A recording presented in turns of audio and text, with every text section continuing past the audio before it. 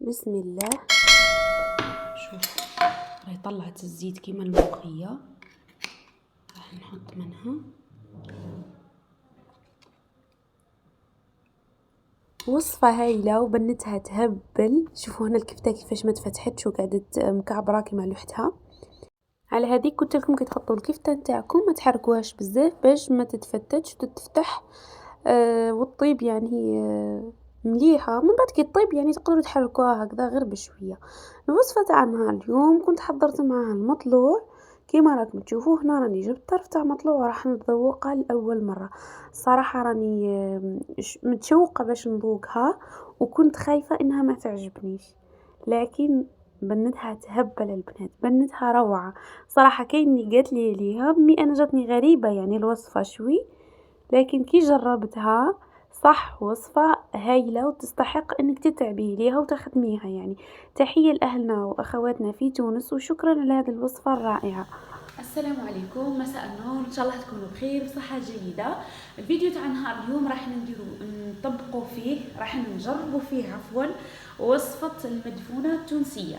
وصفة المدفونة التونسية أساسها اللي هو السلق ولا السبانخ. انا السلق اللي هنايا، ولا كاين اللي يقولوا سلق، انا عفوا استنوا التصحيح فقط غلطت. كاين اللي انا كي شفت الفيديوهات نتاع الوصفه لقيت حاطين السبانخ اللي هو شكله شويه ماهوش زي الشكل السلق، يختلف شويه، وحاطين السلق. هذا للتصحيح فقط راني غلط.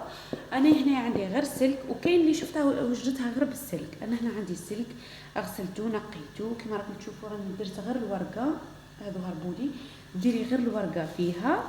هنايا راني درت غير الورقه غسلتها وخليتها نهارين نشفت كما راكم تشوفوا. راهو نهارين خليته نشف السكر مليح من الماء، وباش حطيته على جهه هكا باش نحضر به الوصفه. الوصفه تاع نهار اليوم واش نحتاجو فيها؟ راح نحتاجو فيها اللحم. لهنا اللحم انا عندي لحم بقري، لحم متعجل. هما استخدموا فيها كرعين البقري. وشفت وصفه واحده اخرى حطيت فيها اللحم عادي، ما حطيتش فيها الكرعين.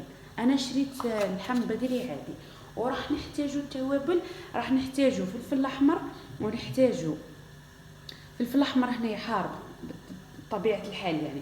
وراح نحتاجو تابل، ونحتاجو كرويه، ونحتاجو كركم، وشويه تاع الملح. ما تكثروش الملح لخاطر السلق مالح. ونحتاجو فلفل كحل، ونحتاجو شويه تاع نعناع مرحي.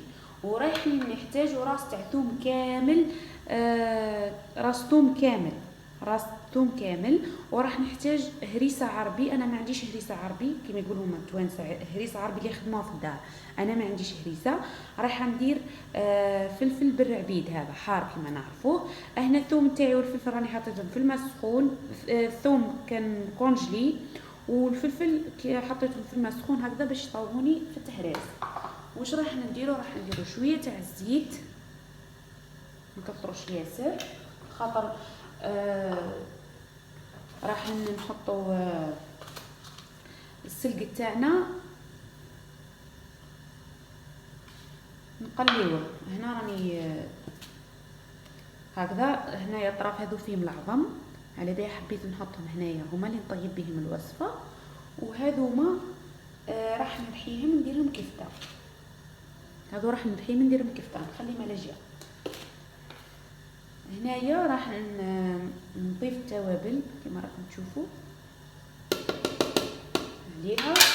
وراح ندك هادو الثوم والفلفل الاحمر، راح ندقهم في المهراس.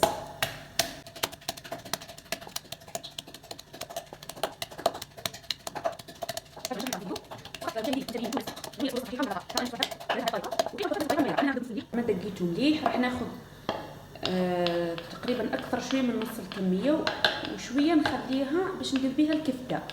الوصفه هذه ما فيها لا بصل ولا طماطم مرحيه ولا طماطم حب، ما فيهاش.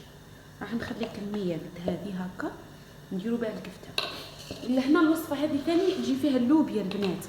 هما دايرين فيها شفت وحده دارتها باللوبيا حمراء، وواحده دارتها باللوبيا بيضاء. انا راني نوجد لها في اللوبيا بيضاء، حنوجدها باللوبيا بيضاء. راهي توجد. انا نحط اللحم نتاعي هذا يتقلى ونمرقه بشويه ماء ونرجع لكم. هنا قطعت اللحم نتاعي وحطيته في رحايه. راح نضيف له الثوم هذا المرحي مع الفلفل الحار، وراح نضيف له نفس التوابل. نقصت هنا النعناع، الملح شوفوا درت غير شويه. هنا النعناع ما حبيتش ندير، خفت ما تعجبنيش البنه بزاف ولا حاجه، خفت ما نباتش في الدار اليوم. لهذيك اصلا الوصفه راني نجربها غير شوي، بالرغم انه يعني صراحه كاين اللي ذاقوها وقالوا لي راهي بنينه، لكن انا خفت صراحه خفت. هنا راح نرحيهم ونوليكم. هذه هنا بعد ما رحيتها راح نحاول نخلطها مليح. شوفوا هذا الفلفل ما ترحاش، لازم نحيه. ومن الاحسن يعني كي تكون عندكم هريسه خير. انا ما عنديش هريسه كما قلت لكم. راح نشكلها كريات ونحطها على جهه. رايحه ندهن الصحن تاعي بشويه تاع زيت. هما هنايا الوصفه فيها زيت زيتونه، انا ما حبيتش ندير زيت زيتونه، درت زيت عادي. كما قلت لكم راني خفت انهم ما تعجبهمش الوصفه ولا حاجه. رايحه نعمل كريات اللحم هذا. نحاول اني نديرهم شويه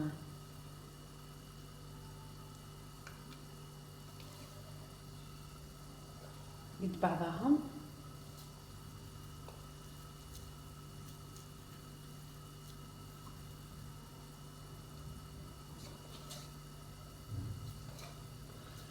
اي وحده تونسيه متابعتني تقول لي اسكو راني درت الوصفه صحيحه ولا لا.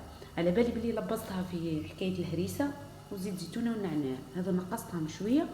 نعناع ما درتش الكفته، وزيت زيتونه ما درتش باسكو خفت ما تعجبهمش بنتو فيها ولا مانيش على بالي.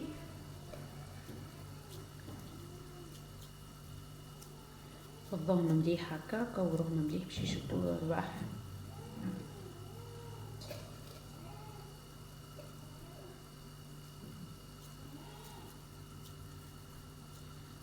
كما قلت لكم بنات الوصفه الاصليه الكفته يجي فيها النعناع وتجي فيها ديري الهريسه وزيت زيتونه. انا راني درت بالزيت عادي عفوا، وما درتش النعناع هنايا في الكفته. وكاين اللي يديروها بالكرعين وكاين اللي يديروها شفتها درتها باللحم الاحمر عادي، بصح ما على باليش اسكو لحم معجل ولا لحم عادي تاع خروف. سونسيال انا راني دايره الوصفه غير شويه مانيش مزوده. هذو هما الكريات كيفاش نتحصلوا عليهم. نحطهم على جهه. حطيت الزيت باش نقلي فيه السلق تاعنا. الخطوه هذه كاين اللي يديرها، كاين اللي يقلي السلق في الزيت، وكاين اللي يفور السلق ويعصره بالماء. انا راني راح ندير الوصفه اللي شفتها. هنا البنات تولهوا ما تقليوش السلق كيما هكذا. هنا راني نسيت ما حطيتش فوقه مغطى، وشفتوا واش الصرا قادره تتحرقوا زيدي يخسر لكم يعني يوسخ لكم الكوزينه وكذا. انا لهنا بعد ما تشوط بالزيت باش تفكرت بلي لازم نغطيه.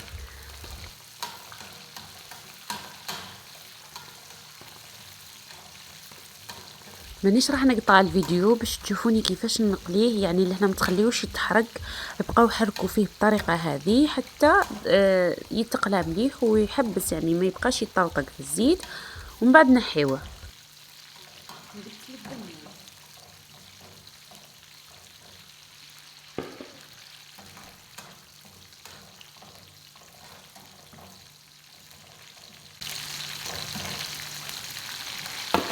هذه نسيتها، من الاحسن انكم تديروا هاك هذه الخطوه، توجدوا مغطى وتحطها هاك باش كتلوحوا السلق ديريكتوم وتغطوه.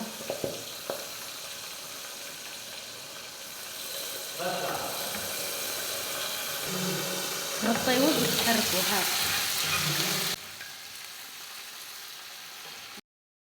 شوفوا بعد ما تقليوه راح تتحصلوا عليه بهذا الشكل، يعني يولي يتقرمش. شفتوا يولي يتقرمش البنات. هكذا انا حطيته هنا باش نرحيه كامل الكميه ونرحيه.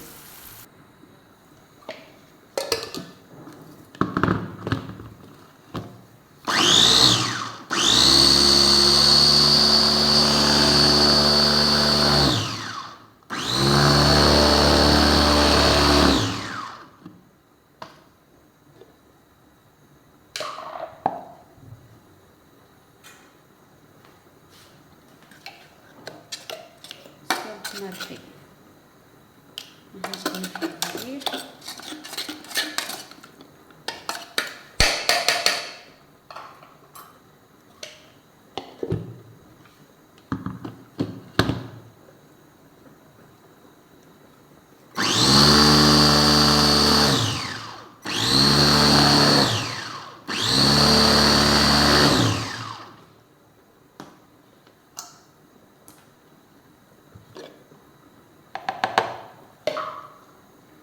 وراكم تشوفوا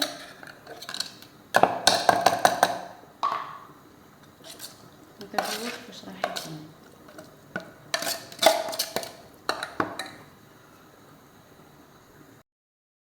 شوفوا هنايا كيفاش ولات.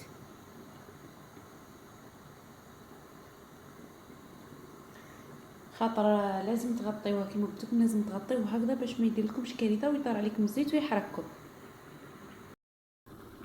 هنا بعد ما وجد لنا اللحم تاعنا هنا راه طاب وخلاص. هنا راح نضيف له السلق تاعنا.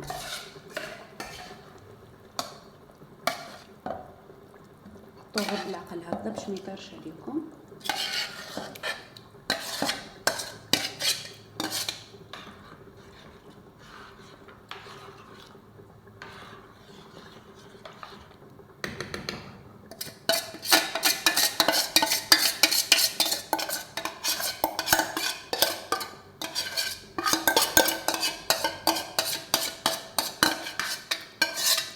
هنا المرقه تكوني مرقتيها مليح يعني بالماء، مرقيها ياسر، خلي اللحم يشكشك ومن بعد مرقيها مره واحده باش يطيب اللحم، والباقي هذاك تلوحي فيه السلق هكذا وتخليه يطيب كيما هكذا وخليها تطيب. خليها تغلي شويه ومن بعد نضيف لها الكفته نتاعي اللي درتها.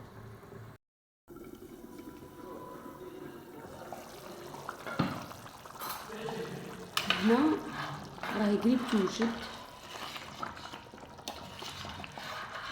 راح نلوح لها هنايا الكفته نتاعي اللي كفتها وما نحركهاش.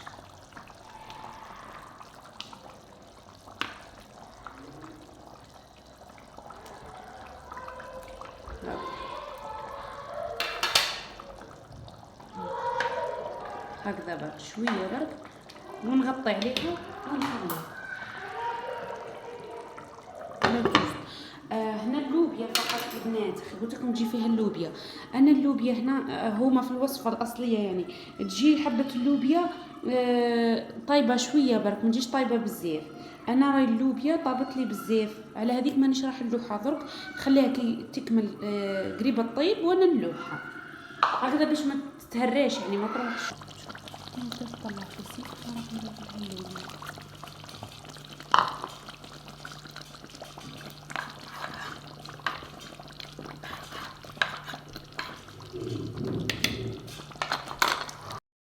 هنا بعد ما خليتها طابت على نار هاديه حتى طلعت لي الزيت كيما هكا كيما الملوخيه كيما راكم تشوفوا. صدقوني وصفه رائعه يعني ما ندمتش اللي جربتها. تحيه لكم اخواتنا في تونس، شكرا على الوصفه هذه الرائعه، نتمنى تجربوها البنات وان شاء الله تنال اعجابكم. دمتم في رعايه الله وحفظه.